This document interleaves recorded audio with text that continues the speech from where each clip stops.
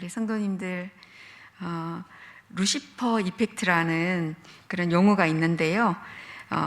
번역하면 루시퍼 효과 이렇게 이제 번역할 수 있겠죠.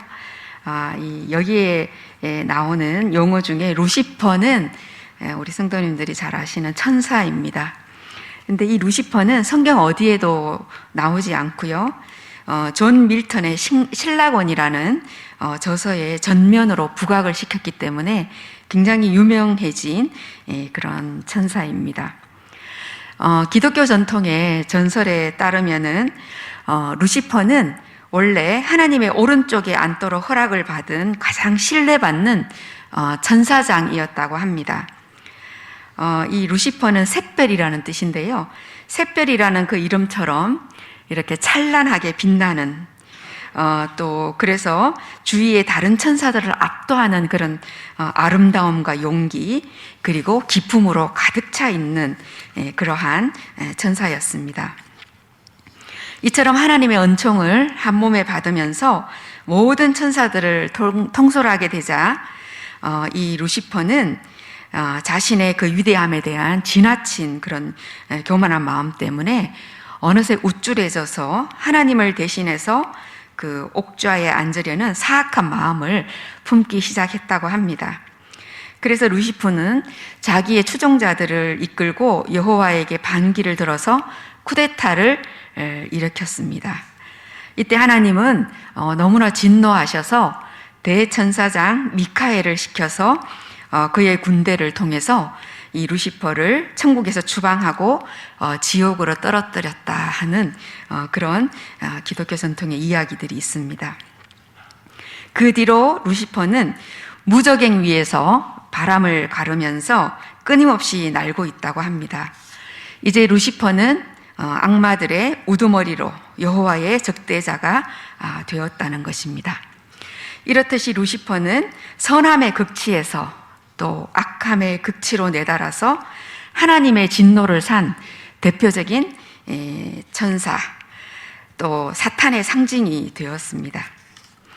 오늘 제가 이렇게 장황하게 소개하는 이 루시퍼 천사라는 그 대명사를 앞에 붙여서 이펙트, 영어로 하면 우리나라 말로 하면 루시퍼 효과라고 하는 이 용어는요.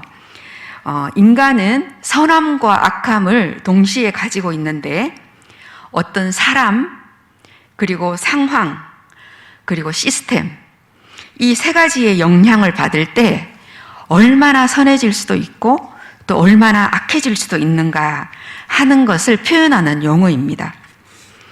어떠한 상황 속에서도 인간은 이 세 가지의 요소들의 영향을 받으면서 악하게 될 수도 있고 또 매우 선하게 될 수도 있습니다. 우리가 인간을 바라볼 때 선을 도무지 실천할 수 없는 그런 존재처럼 느끼지만 어떤 상황 속에서도 어떤 구조 안에서도 어떤 사람들은 선하고 또 다수의 이익을 위한 그런 행동을 선택합니다.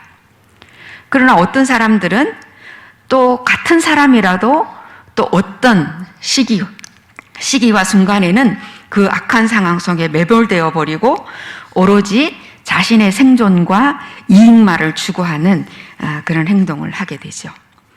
오늘 성경의 본문에 보면은 이스라엘 백성들은 가나안 땅에서 하나님을 배반하며 바알과 아세라를 섬기는 악행을 범하고 있습니다.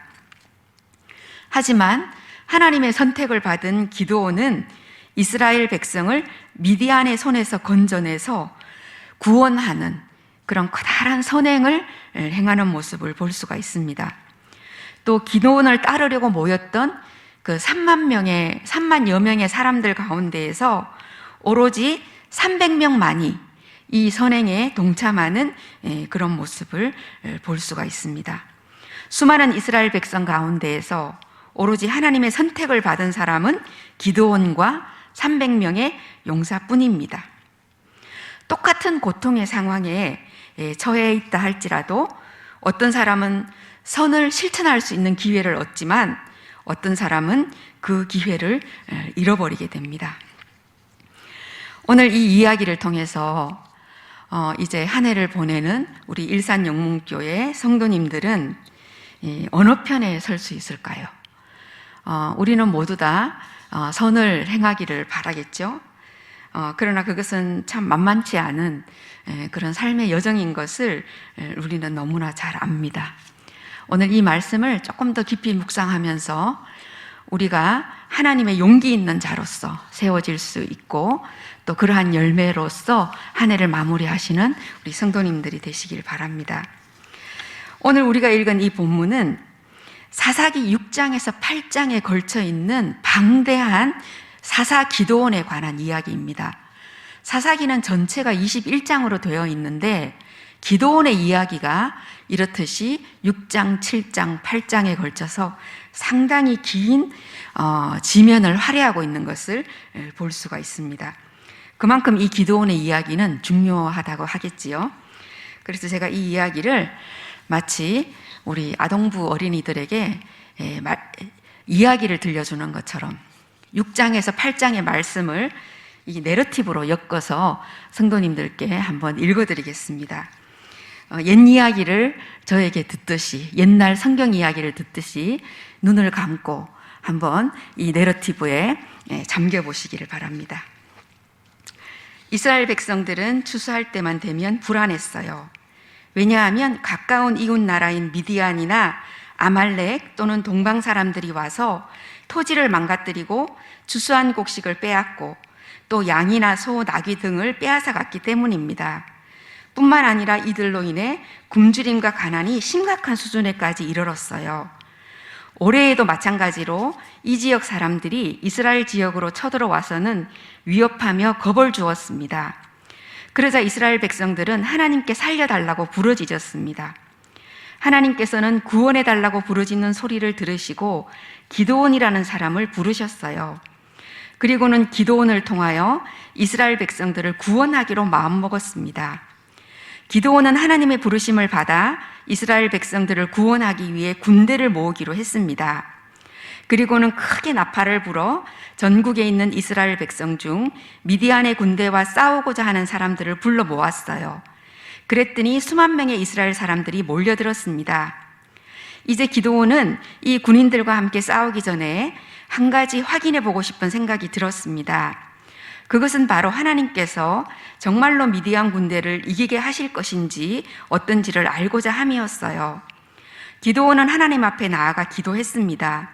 그리고 두 가지의 증거를 요구했어요. 기드온은 양털 한 뭉치를 두고 이렇게 말했습니다.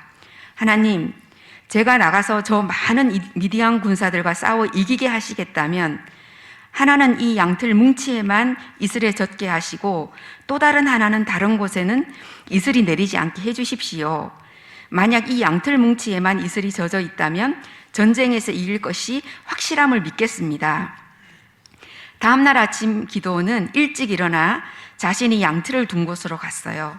그랬더니 정말 놀랍게도 양틀에만 이슬이 가득하였고 그 주변에는 이슬이 하나도 없었습니다. 그런데 기드온은 다시 한 번 더 정확하게 확인하고 싶었습니다. 그래서 양틀 뭉치를 다시 한 번 더 갖다 놓고 이렇게 기도했습니다. 하나님, 저의 행동에 화내지 마십시오. 제가 한 번만 더 확인하고 싶습니다. 내일 아침에는 이 양틀 뭉치만 이슬에 젖지 않게 하시고 다른 곳에는 모두 이슬에 젖게 해주십시오. 다음 날도 기드온은 일찍 일어나 밖으로 나가 보았어요. 그랬더니 온 땅이 이슬에 젖어 있고 양털만 뽀송뽀송하니 이슬 한 방울 내리지 않은 것을 볼 수 있었습니다. 기드온은 그제야 하나님의 말씀을 확신하게 되었어요. 하나님의 말씀에 대한 확신을 얻은 기드온은 모든 백성들을 이끌고 적군과 마주서서 진을 쳤습니다. 그러자 기드온을 따르는 군사들 32,000명이 진을 마주쳤습니다. 그런데 하나님께서는 기드온에게 미디안 군대와 싸울 숫자가 너무 많으니 이 전쟁을 두려워하는 사람들은 다 돌려보내라고 말했습니다. 왜냐하면 많은 숫자로 싸우게 되면 이스라엘 군대는 자신들의 군대가 힘이 세서 그럴 것이라고 자랑하려는 마음이 있기 때문입니다. 그러자 기드온은 백성들에게 하나님의 명령대로 이 전쟁이 두려운 자들은 모두 돌아가라고 말했습니다. 이 말이 떨어지자마자 이스라엘 사람들 중에는 22,000명이라는 숫자가 집으로 돌아갔습니다. 그러자 겨우 10,000명의 사람들만이 남았습니다. 그런데 하나님은 아직도 너무 많다고 말씀하셨습니다. 그리고는 이 사람들 중 전쟁에 참가할 만한 사람을 골라내기 위해서 이들을 물가로 데리고 가 물을 마시게 해보라고 했습니다. 기드온은 하나님의 말씀대로 백성들을 물가로 데리고 가 물을 먹도록 했습니다. 그러자 하루 종일 힘들게 훈련하며 대기하고 있었던 사람들은 여기저기로 흩어져 물을 먹기 시작했습니다. 그런데 물을 먹는 모습을 자세히 살펴보니 대부분의 사람들은 무릎을 꿇고 엎드려서 물을 마시는데 간간히 어떤 사람들은 손으로 물을 떠서 먹는 사람들이 있었어요. 하나님께서는 손으로 물을 떠서 먹는 사람들을 따로 세워 이 사람들만 전쟁에 데리고 나가라고 명령했습니다. 그리고 나머지 사람들은 다 집으로 돌려보내라고 하셨어요. 엎드려 물을 마시는 사람들을 다 돌려보내고 나니 기드온은 손으로 물을 떠서 먹는 사람들을 헤아려 보았습니다. 그랬더니 300명만이 남아있는 것을 볼 수 있었어요. 하나님께서는 300명의 사람들만 데리고 수만 명의 미디안 군대와 상대하여 싸우라고 하셨습니다. 기드온은 그러나 하나님의 말씀대로 순종했습니다. 300명의 군대를 정리해서 기드온은 한밤중에 세 무리로 나누고 적진을 향해 쳐들어갔습니다. 왼손에는 불을 항아리 속에 감추고 오른손에는 나팔을 들고 쳐들어갔어요. 그리고는 300명이 동시에 왼손에 항아리를 깨뜨리며 횃불을 들고 오른손에는 나팔을 들고 불며 외쳤습니다. 여호와와 기드온의 칼이다. 그리고는 각자 진영을 포위하니 자다가 깬 미디안 군대는 깜짝 놀라서 이리저리 도망하였고 또 이스라엘 군사들이 나팔을 불자 당황하여 자기들끼리 싸웠습니다. 그러자 미디안 군사들은 크게 패하여 도망쳤고 이스라엘 군대는 큰 승리를 거두었습니다. 어때요? 재미있으세요? 계속 듣고 싶으시죠? 네. 네. 제가 이걸 읽어야 되나 말아야 되나 엄청 고민하다가 읽었습니다. 네. 우리 사랑하는 성도님들, 오늘 이 사사기 7장에서 만나는 기드온과 그 군대는 우리가 정말 참으로 용기 있는 하나님의 용자다 이렇게 이제 생각이 들죠. 기드온의 군대는 고작 300명입니다. 하지만 그 적군의 수는 성경에 표현하는 것을 보면 메뚜기가 누워 있는 것 같고 또 이들이 타고 온 낙타의 수는 바다의 모래알 같이 많았다 이렇게 이야기를 했습니다. 기드온은 이렇듯이 정말 힘으로는 당해낼 수 없는 미디안의 군대를 하나님의 인도하심과 또 하나님의 보호하심을 통해서 이겨내었을 뿐만 아니라 그 가정과 민족 공동체를 구원하였고 또 이 현실의 부정한 죄악까지도 책임지고 뿌리 뽑는 그런 사람이 되었습니다. 지금 우리는 우리 개인의 삶과 가족 그리고 우리 교회와 또 한국교회 상황 가운데에서 어떻게 해야 이 기드온과 300명의 용사들처럼 정말 이 가정과 교회와 민족의 고통과 어려움을 또 이겨나가도록 우리가 정말 용기 있게 나아갈 수 있고 또 더 나아가서 이런 그 죄된 모습에 대해서 우리 각자가 책임을 지고 또 그 죄악을 뿌리 뽑는 그런 하나님의 용자들이 될 수가 있을까요? 한 해를 마무리하면서 저는 이 말씀을 가지고 몇 가지를 살펴보고자 합니다. 첫 번째는 우리는 하나님의 뜻, 또 하나님의 허락하심 그 가운데에 깨어있는 자들, 그러한 자들이 되어야 우리는 진정한 하나님의 평화를 누리는 자들이 된다는 것입니다. 기드온은 하나님의 부르심을 받고 미디안 군대와 싸우기 전에 하나님의 뜻을 확인하려는 그런 신중한 모습을 보입니다. 그는 하나님의 사자의 부르심을 받고 6장 17절에 이렇게 말합니다. 만일 내가 주께 은혜를 얻었사오면 나와 말씀하신 이가 주 되시는 표징을 내게 보이소서.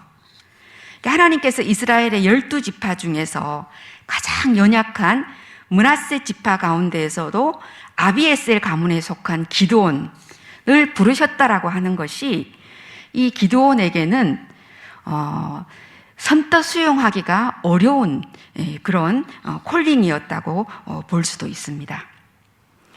그러나 기드온은 하나님께 예물을 드렸고 또 이 예물이 하나님이 받으시기에 합당한 희생 제물이고 또 이것에 대한 징표로 바위 위에서 불이 나와서 하나님께서 그 예물을 받으신 확실한 징표를 보았습니다.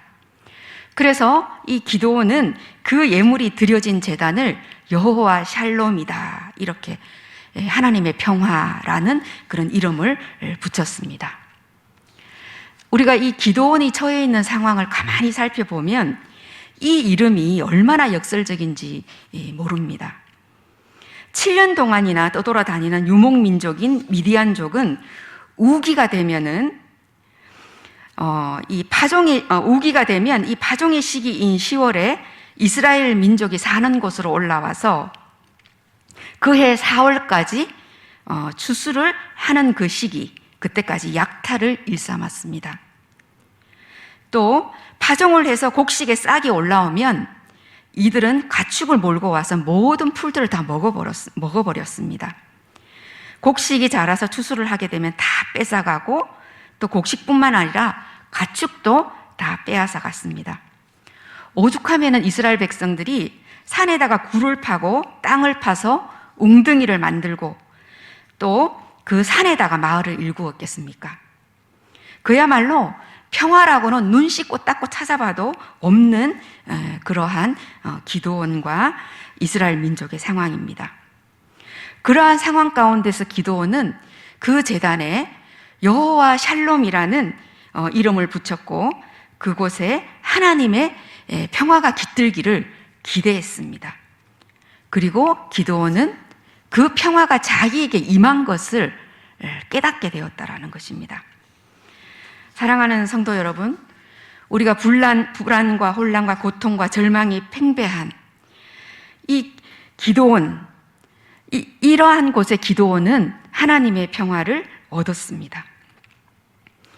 기드온의 평화는 자신이 스스로 얻어낸 평화가 아니고 하나님이 주신 평화입니다. 그것은 그가 하나님의 뜻과 또 하나님이 정말 그를 인도하신다는 또 하나님의 허락하심 가운데에 깨어 있었기 때문에 가능한 일입니다. 오늘 우리의 현실은 그 당시 이스라엘 백성들의 불안과 혼란과 고통과 별반 차이가 없는 듯이 그렇게 보입니다. 그래서 우리의 외부 현실은 평화가 없는 것처럼 그렇게 느껴집니다. 밖을 보고 세상을 보고 외부 환경을 보면 평화를 맛볼 수가 없습니다. 그러나 기드온은 평화를 맛보았고 그 평화를 누렸습니다. 우리가 고요히 하나님 앞에 깨어 있어서 우리 자신을 기드온처럼 겸손하게 예물로 드릴 때에, 그러한 헌신과 겸손의 자세가 있을 때에 우리는 진정으로 그 하나님의 평화를 맛볼 수 있을 거라 그렇게 여겨집니다. 두 번째로는 우리들은 다른 사람이 각자의 어깨에 있는 짐들을 질 수 있도록 허락하는 사람들이 되어야 합니다. 오늘 본문을 보면 이스라엘 백성들은 바알과 아세라를 자신들의 신들로 섬겼습니다. 우리가 이 성경을 한 독자로서 읽어볼 때 어떻게 이스라엘 백성이 하나님의 그 큰 은혜를 입고도 이렇듯이 우상을 섬길 수 있겠는가라는 생각을 하실 수 있겠지만, 이 바알이라는 이름의 뜻을 알면 우리는 이스라엘 백성들이 바알과 아세라를 섬길 수밖에 없음을 알게 됩니다. 바알의 이름의 뜻은 주인 혹은 임자라는 뜻입니다. 그렇기 때문에 이 사람들은 마치 다신교를 섬기듯이 여호와 하나님과 바알과 아세라를 함께 섬길 수가 있었습니다. 가나안 지역은 다신교 지역이었고 또 이렇게 여러 신을 한꺼번에 섬기는 것은 그들에게 별로 이상한 일이 아니었습니다. 뿐만 아니라 이 농경사회에서는 생존을 위해서 어떤 것들을 수확하고 또 풍성하게 그 결과물을 내고 그리고 가축이 잘 자라게 하는 그런 일들은 매우 중요한 일이었을 것입니다. 바알은 이 농경물 수확에 엄청난 영향을 끼치는 그런 신으로 알려져 있고 또 하늘의 비와 땅의 폭풍을 주관하는 풍요와 번영의 신입니다. 그러니 이 바알을 섬긴다라고 하는 것은 이스라엘 백성에게 생존과 관련된 일입니다. 또한 아세라는 그 지역의 3대 여신들 중에 하나인데 다산과 식물의 여신을 의미합니다. 다산을 통해서 민족이 풍성해지고 또 곡식이 잘 자라서 풍성한 먹거리를 생기게 한다라는 것은 그들이 영토를 지키고 자신과 가족과 민족 공동체를 지키는 데에 굉장히 중요한 그런 요소들이었을 것입니다. 그런데 기드온은 어떻게 했습니까? 하나님의 명령대로 바알과 아세라 상을 부수고 그 제단을 파괴하였습니다. 그랬더니 어떻게 했어요? 이스라엘의 온 백성이 들고 일어나서 기드온을 죽이려고 했습니다. 그것은 일반적으로 보면 당연한 조치입니다. 그런데 기드온의 아버지 요아스가 이렇게 말합니다. 6장 31절에 보면 요아스가 자기를 둘러선 모든 자에게 이르되 너희가 바알을 위하여 다투느냐? 너희가 바알을 구원하겠느냐? 그를 위하여 다투는 자는 아침까지 죽임을 당하리라. 바알이 과연 신일진데 그의 제단을 파괴하였으므로 바알이 그와 더불어 다툴 것임이라 함이었더라. 이거 무슨 말입니까? 기드온이 바알과 다투기 시작했으니 그 다툼의 결과와 보응은 바로 기드온이 받는다, 이런 의미입니다. 우리들의 마음속에도 바알과 아세라가 있습니다. 생존에 대한 걱정, 건강에 대한 걱정, 생계에 대한 걱정, 자식과 가족들에 대한 염려나 불안, 또 혹은 내 자존심에 대한 염려, 명예와 힘에 대한 욕구, 또 좀 더 안정된 삶, 그리고 좀 더 있었으면 하는 여분의 욕심들, 이것들이 사실 우리 마음속에 바알과 아세라들입니다. 하나님 중심으로 살지 못하는 모든 것은 우상입니다. 그런데 이 우상을 기드온처럼 우리가 파괴하고 부술 수 있는 그런 용기와 힘이 있습니까? 사실 우리는 없습니다. 우리의 죄된 본성으로는 이러한 우상을 부술 수가 없습니다. 오직 기드온처럼 하나님의 성령이 우리 가운데 임해서 하나님께서 우리에게 용기와 힘을 주실 때에 이 바알과 아세라를 부술 수 있는 용기가 우리 안에서 생겨나는 것입니다. 그렇기 때문에 우리 각자는 자기 자신 안에 있는 죄된 모습, 또 우상을 섬기고자 하는 내 마음, 이것과 싸워야 합니다. 그런데도 우리는 자신 안에 있는 바알과 아세라는 잘 보지를 못하고 남의 마음에 있는 바알과 아세라는 잘 봅니다. 오늘 이스라엘 백성들이 기드온을 쳐 죽이려고 한 것처럼 우리들도 마찬가지입니다. 우리 자신 안에 있는 죄된 본성과 씨름하고 또 그런 어떤 씨름을 통해서 우리가 바로 세워져야 될 것이다, 이렇게 말씀을 드립니다. 내 안에 있는 죄된 본성과 씨름하지 않고 우리 공동체 안에 또 혹은 우리 가족들 안에 또 혹은 내 주변에 있는 사람들에 대해서 판단하고 정죄하면서 그 사람들 안에 있는 바알과 아세라를 내가 대신 짊어지고 싸울 이유가 없다라는 것입니다. 지금 우리 각자가 해야 할 일은 각자가 자신의 바알과 다투도록 허락을 하고 우리 스스로는 고요히 하나님 앞에 머물면서 나를 부르신 뜻이 무엇인지 분별하는 것입니다. 내가 나의 의를 증명하는 것이 아니라 진리가 우리 자신을 증명할 것입니다. 사도행전 5장에 보면 율법교사 가말리엘이 옥에 갇혔다가 하나님의 사자의 도움으로 풀려난 베드로와 제자들을 변호하는 장면이 나옵니다. 대제사장과 사두개인들이 베드로와 제자들을 죽이려고 공회에 모였을 때 가말리엘은 이렇게 말합니다.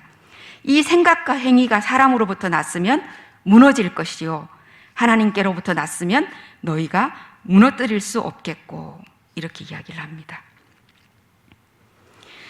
각자 마음에 있는 이 우상들이 우리 각자의 어깨 위에 있는 짐입니다. 그래서 그 어깨 위에 짐과 씨름하는 우리 각자는 모두 다 여룻바알입니다. 바알과 기드온과 다투게 하라는 요아스의 지혜로운 요청에 우리들도 마음을 열고 각자의 어깨의 짐에 대한 긍휼함을 가지고, 내 어깨의 짐에 대한 긍휼함을 가지고, 그 긍휼함이 있어야 남의 어깨에 있는 짐이 긍휼하게 느껴지는 것이죠. 서로를 위해서 기도하고 자신의 짐과 씨름하는 우리들이 되기를 간절히 바랍니다. 셋째로는 공동체 전체와 또 이 시대의 징조를 살필 줄 아는 그런 마음을 가진 사람들이 되는 것입니다. 오늘 본문 말씀인 7장 5절 말씀을 보면 기드온을 따르기 위해 첫 번째 과정을 통과한 10,000명의 사람들에 대한 이야기가 나옵니다. 하나님은 이들을 모두 들어 쓰시려고 하시지 않습니다. 이 중에서 말하자면 정예부대를 하나님께서는 가려내서 하나님의 용자로 쓰시고자 합니다. 그 방법은 물가로 갔을 때에 사람들이 물을 어떻게 먹는가 하는 것을 살펴보는 것입니다. 자, 두 종류의 사람이 있습니다. 한 부류는 무릎을 꿇고 엎드려서 급하게 물을 먹는 사람들이 있고, 또 한 부류는 손으로 물을 떠서 좌우를 살핀 다음에 조금씩 핥아 먹는 사람들이 있습니다. 하나님께서는 이 후자에 속하는 사람들, 이 사람들을 선택하셨습니다. 그 이유는 사람들이 물을 먹는 자세가, 이 사람들이 물을 먹는 자세가 우리가 어떤 위기 상황에 처해 있을 때에 재빠르게 몸을 움직일 수 있고, 또 늘 주위를 경계하면서 돌아보는 자세, 이것들을 놓치지 않으면서 방심하지 않는 그런 태도를 보여주었기 때문입니다. 이걸 가지고 인전태세라고 하죠. 다수의 사람들이 눈앞에 있는 자신의 욕구나 이익에만 마음을 두었다면 이 300명은 전체의 상황을 돌아보면서 위기의 때에 어떻게 하는 것이 가장 적절한지를 보려고 했다는 것입니다. 이러한 사람들은 자기 이익에만 급급해하지 않습니다. 또 감정대로 움직이지 않죠.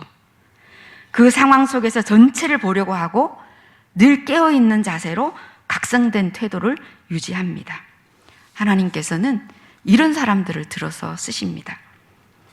사랑하는 성도 여러분, 이 시대에 지금 우리 일산영문교회의 현실 앞에 하나님은 이런 사람들을 원하십니다. 교회 공동체 안에서 큰 그림을 보는 사람, 자신의 감정과 욕구와 이익보다는 전체 교회 공동체의 이익과 도움을 보는 사람, 더 나아가서 우리 교회 공동체의 목표가 하나님과의 관계를 회복하는 데에 있다는 그런 궁극적인 신앙적 삶의 목표와 의미를 보는 사람, 이런 사람들을 원하신다는 거죠. 때로 우리는 쉽게 분위기에 휩쓸립니다. 그리고 마치 루시퍼 이펙트에서 말하는 것처럼 상황에 매몰되어 버리죠. 분노와 고통과 불안과 절망이 있을 때 우리는 이러한 감정에 자신을 쉽게 내어줍니다. 그래서 하나님의 뜻과 허락하심을 구하는 일에 마음을 잘 열지를 못합니다. 다른 사람의 고통과 슬픔에 마음을 열기보다는 다른 사람의 결점이나 또 실수를 쉽게 평가하고 정죄하는 마음을 가집니다.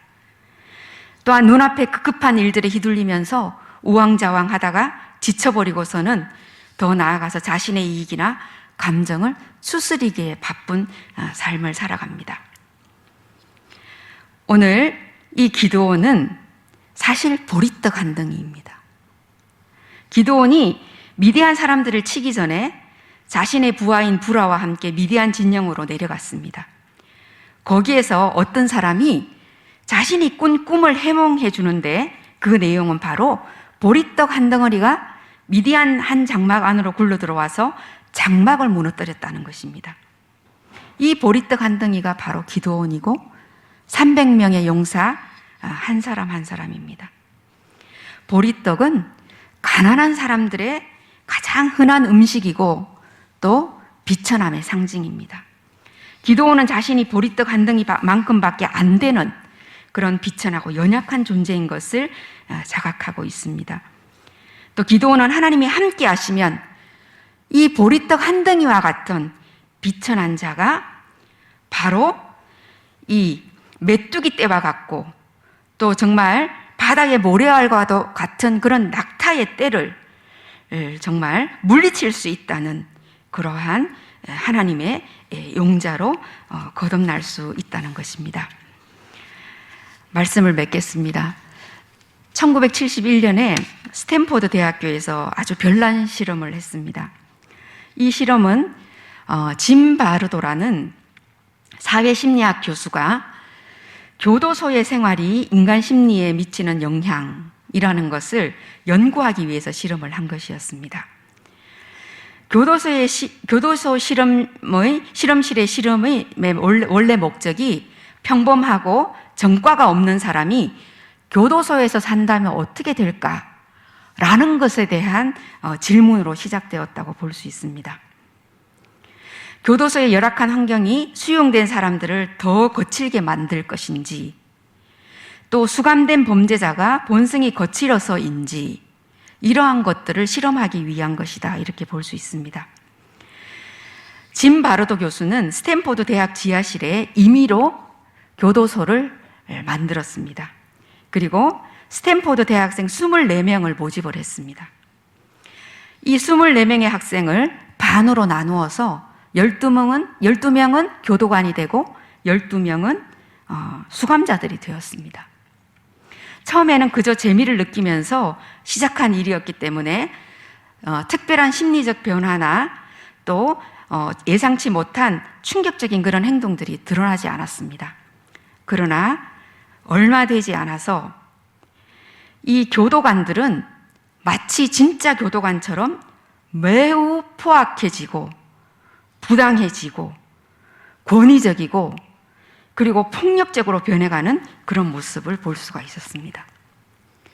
그리고 이 수감자들은 처음에는 저항하다가 나중에는 비굴해지고 무기력해지고 복종적인 그러한 모습으로 바뀌어가는 그러한 모습을 볼 수가 있었습니다. 그래서 결국 이 실험이 너무나도 위험한 수준까지 이르러서 6일 만에 이 실험을 중단을 해버렸습니다. 이 실험을 엑스페리먼트라는 영화, 독일 영화로 만들었는데요. 그 영화를 좀 오래된 영화지만 한번 찾아서 보시면 굉장히 흥미가 있으실 겁니다. 이것이 바로 루시퍼 이펙트입니다. 평범한 범죄를 저지른 적이 없는 일반적인 학생 24명이 모의 실험 현장에서 교도소라는 이 상황에서 또 그 시스템 안에서 또 거기에서 만나는 사람들을 통해서 처음에는 선하고 착하고 그저 재미를 즐길 줄 아는 그런 유머스러운 그 학생들이 6일 만에 엄청난 악한 그런 존재로 변화되어가는 그런 놀라운 실험을 이 짐 바르도가 했다라는 거죠. 우리는 정말 보리떡 한 덩이와 같은 존재입니다. 나는 죄를 안 지을 거다. 나만은 그러지 않을 거다. 그렇게 생각하지만 우리가 이러한 시스템과 상황 속에 처해 있으면 누구나 그렇게 됩니다. 여러분들 지금 코로나라는 이 상황 속에서 점점 더 사람들은 피폐해지고 또 어떤 사람들은 매우 폭력적으로 변하고 그래서 가정폭력도 굉장히 많이 증가하고 이혼율도 높아져가는 그러한 모습들을 볼 수 있습니다. 이럴 때일수록 우리가 더욱더 하나님 앞에 깨어 있어서 정말 이 기드온과도 같은 그러한 하나님의 용맹한 용사들로서 우리는 정말 선을 행하고 선을 선택하고 그리고 더 큰 그림을 보면서 하나님의 나라를 소망하고 이루어가는 그러한 그리스도의 제자가 되어야 되겠다. 그런 말씀을 우리 성도님들과 함께 나눕니다. 같이 기도하겠습니다. 사랑의 주님, 우리의 연약함 가운데에 늘 함께 계셔서 우리를 도우시고 또 우리의 빌바를 대신 고하시는 그 성령님을 의지하며 우리가 살아갈 수 있게 하신 은혜를 감사드립니다.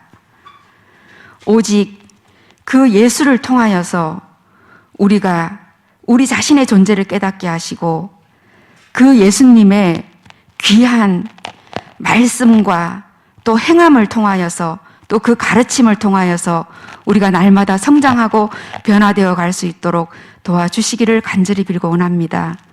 주님, 우리 어깨 위에 있는 짐이 너무나 무겁습니다. 이 짐들을 주님께서 대신 져 주시옵시고 우리 어깨 위에 있는 그 짐을 주님 앞에 내려놓고 겸손하고 헌신된 마음으로 주님 앞에 더욱더 나아갈 수 있도록 도와주시옵소서. 한 해를 마무리하며 그리스도의 놀라운 은혜와 사랑이 우리를 더욱더 강건해 가시기를 간절히 빕니다. 예수님의 이름으로 기도합니다. 아멘.